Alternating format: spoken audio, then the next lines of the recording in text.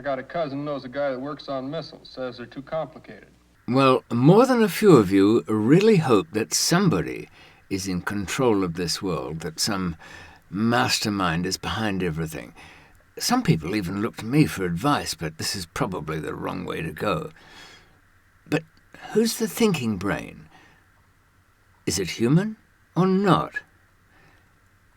Don't worry, we are all just schizo termites. I'll tell you how. Talk about a lost weekend. What happened to the 8 years between 45 and 53? Trouble is, we don't have enough push behind this missile program. I wonder if they ever really got one of those ICBMs off the ground down there in Florida. I don't know, but I hear the fishing's good down there. Or probably Hello. tactical missiles. Like David McMillan here, and I had about 5 ideas for videos, and where does schizo termites come into it? Well, it comes into a lot of things. Let me just tell you of a few things that I won't be doing. I had a very good one about picking a 20th century American president and putting him into some situation that was worse than anybody could imagine. He gets elected, and not long after, a civil war breaks out between the states. A bunch of states break away. It's a real Texas Alamo thing. People are going to fight to the end. Some people have got high notions, others just low ones.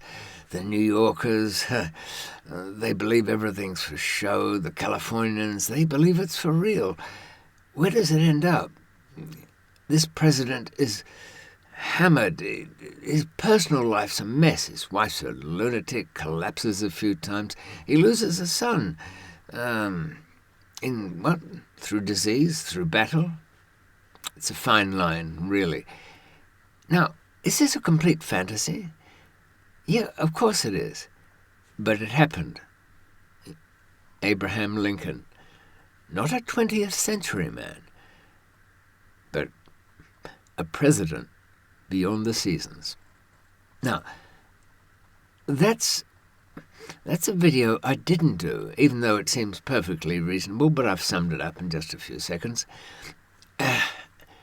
And we are being swamped with the Ukraine war. So where does that lead? First of all, I best get this humanity, our wisdom, our cleverness in perspective. How good are we? How aware are we? Take a look at this. It's a way of finding out what an ant's Till nest 10 is tons of cement had disappeared down the tubes.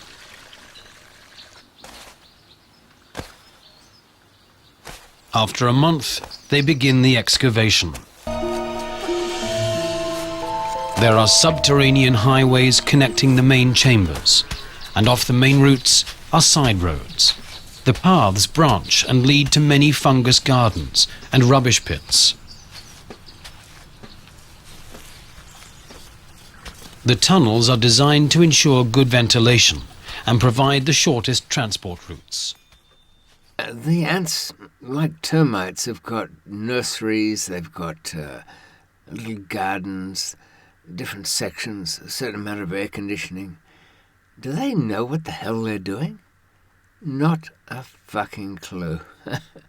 I shouldn't swear, really, because there's something kind of beautiful about not knowing, whereas we do. We're very clever, aren't we? But bear in mind that only everything worth having, half worth having, has been invented by less than 4% of the population. And even amongst that 4%, 1 in 600 actually get that idea down on paper, expressed, put into action, manufactured. Not many. I'm not one of them. Hell, you're not one of them. Far from it. But that's the thing. What have we done that's any good anyway? Some high-rises, a couple of neat movies. Yeah, some fine bits of machinery. I kind of clutter myself in machinery. Take a look at this. And the lamp doesn't work. Well, it sort of does. But can I get to it? I've got enough ladders.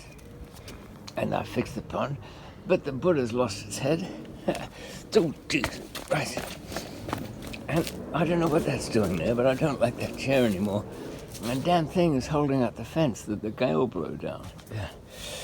I don't know. Yeah, I know. Take a look at a gentleman's shed. I even have to hang things from the roof because there's no space for anything else. What do? Empty these bags? I should. What's that? It's a steam. That one is shrink and electrical, and I should throw that out. Tell you what, you could do worse in life than not have a good socket wrench. Can't tell you how much satisfaction there is in getting that to work. By the way, that's that's a 14 mil. Now that's a mad way to live, isn't it? It's just not getting any better. Have you got any suggestions? Would I ask anything of you? No, just your patience. So, there was going to be another in-depth video about termite mounds. It's a thing. But then again, let's go beyond all that. It's the human stuff we want. Most of our minds are absolutely absorbed in calculating social situations. I'm being social to you in my distant, locked in a studio, don't give a toss way. But are we smart because of it? I don't know. Check this out about chimpanzees. Yeah, I know, we don't trust them, we don't like them, they tear our balls off, they're likely to kill us or chew us up. They were on the little ladder. They weren't close enough to us in species for us to want to instinctively exterminate them. Don't believe that about Neanderthals. We did them in, that's for sure. Anyway, they're smart. Take a look at them. Here, a group of chimpanzees have been trained to play a game that exposes something shocking about their memories. This is going to blow your mind. Here is how it works. Take a look at these numbers. 1, 2, 3. Remember where they are because they're about to disappear. Can you point to where each number used to be in numerical order? Probably, it's pretty easy. 1, 2, 3. But what if we make it harder? Get ready to point to where each number was in order now. If you feel like you didn't have enough time to memorize the screen, that's fine. It's nothing to be ashamed of. Or is it? Here is a chimpanzee taking exactly that long to memorize the same arrangement. Nailed it. Each of these puzzles is completely new to the chimpanzee, but just a glance is all it needs to completely capture all the numbers. But they're not that smart. They are smart in their own particular way. We have the ability to plan ahead in a long-term way. Mind you, what did we do with it? Just two good things. Well, the Large Hadron Collider or similar ventures like that. Wow, can you imagine it? Putting that much money into answering a question. Thank God for that, huh? Oh, and the moon landing. Of course it happened. I was there. I mean, not gasping around freezing on the moon, but I grew up with it and worked out that it would have cost more to fake it than actually go and do it. So, McMillan's golden rule of economics, it's not a fake if the economics don't back it up. Mostly. Now, if you're still with me, a few weeks ago, I started thinking about the Planet of the Apes.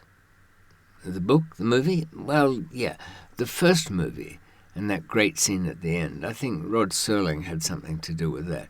It wasn't in the book, which is written by a Frenchman, Pierre Boulle. Of course, I got curious about him. Why? Because he also wrote another film, book that became a film, Bridge on the River Kwai. That's kind of two bits of Hollywood there. What's a Frenchman doing in there, I asked myself. And then I read, there was a Wikipedia entry that said, during World War II, the big one, as Derby Gillis's dad used to say, this Pierre Boulez claimed to have been a spy, and he was given a British passport in the name of Peter something or other. I'll think of it. And yet he also claims he barely spoke English. Well, that kind of stank. So I wondered about this guy. He'd written a lot of things. He made sort of a living, as French writers do, mostly on a government pension. So I wanted to know if there was any biography of the writer of the Apes.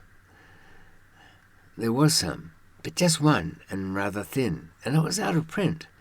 It was called My Own River Kwai, or something like that.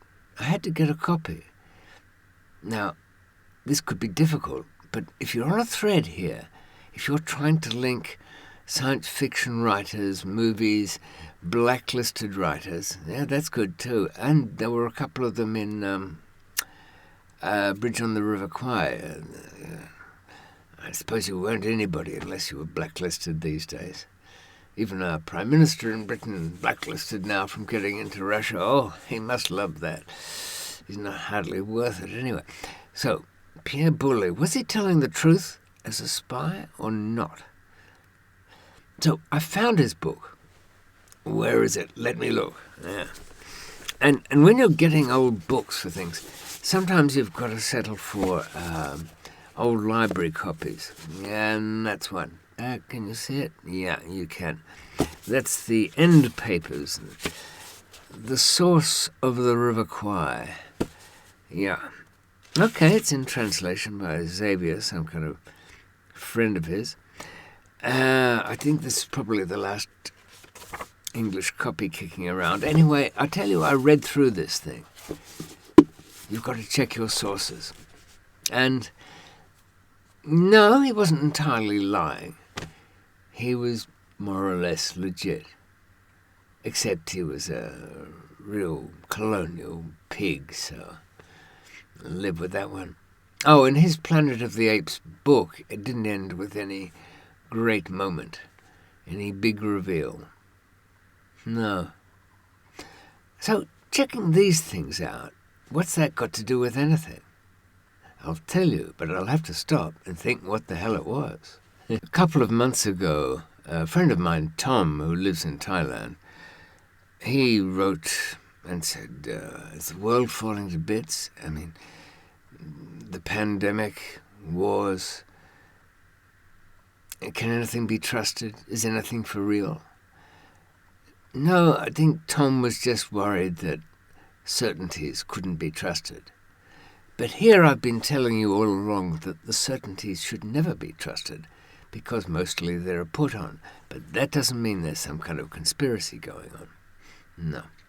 Here's the point of all this. Since the age of about 14, I've been looking for cracks in the universe. Yeah, the kind of suggestions, the flaws, the Truman Show mistakes in the background that will somehow be some great proof that it's all a put-on. And what's a modern put-on? It's a simulation. So that's what we look for. Cracks in the simulation. And are they there? Well, that's why when I got curious about this ape writer, spy, I had to follow it through. And I'm suggesting you too should follow it through. It's so easy to do. I mean, you can find a book. This was, as I say, came from an old library. But you've got to read the damn thing and figure out whether it's just lying in the book or there's enough truth revealed. I've been following all the threads that picked up from teenage years to curiosity to, yes, it can be done, it should be done, let's do it. Got myself in loads of dark trouble. And I got myself killed plenty of times, but there's nothing wrong with that. There's a lot worse things than being killed outright. Have you noticed the soldiers chatter back from Russia and, to a lesser extent, the Ukrainians, saying they don't mind being killed. It's all real for them. What they don't want to end up is in some shabby hospital in Russia with no legs saying, "Oh, it was all worth it, boys." Yeah. As my friend Misha Führer pointed out, they're all morphined up when they do those kind of videos, but you build up a resistance to that, and all you're left with is no legs. No, death isn't so bad.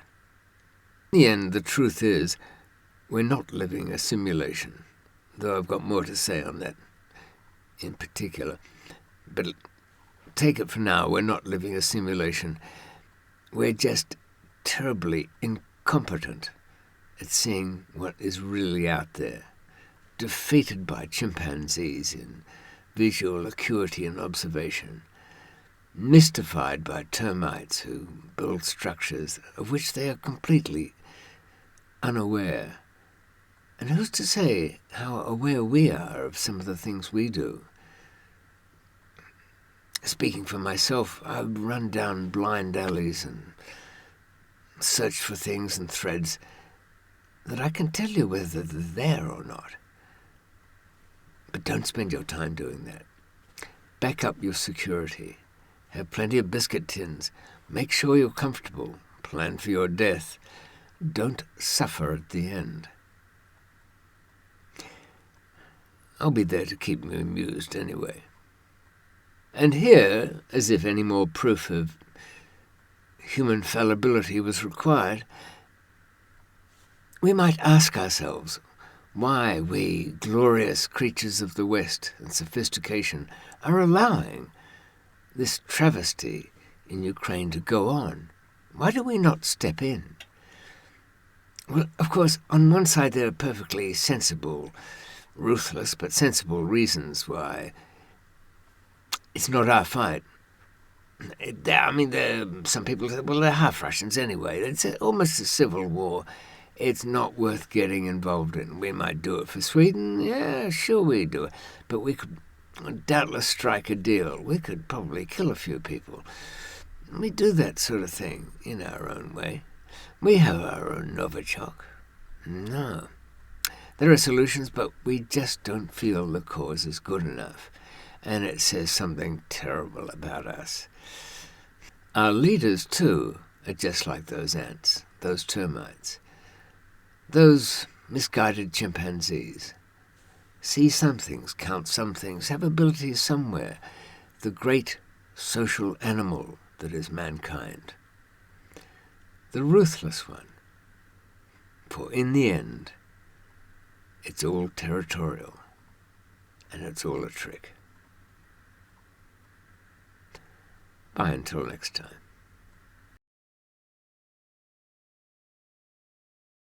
For what makes an American is not any special, precious sort of blood, but the tradition we have inherited.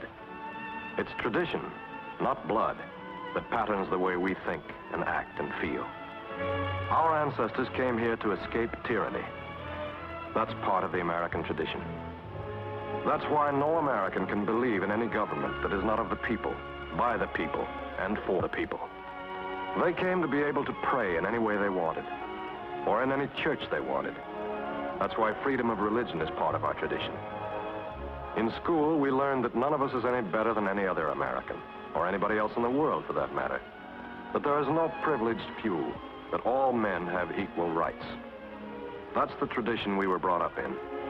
At home, at school, among our friends, at our jobs. That is the tradition that has made us what we are. Now, what is the tradition that has made this man?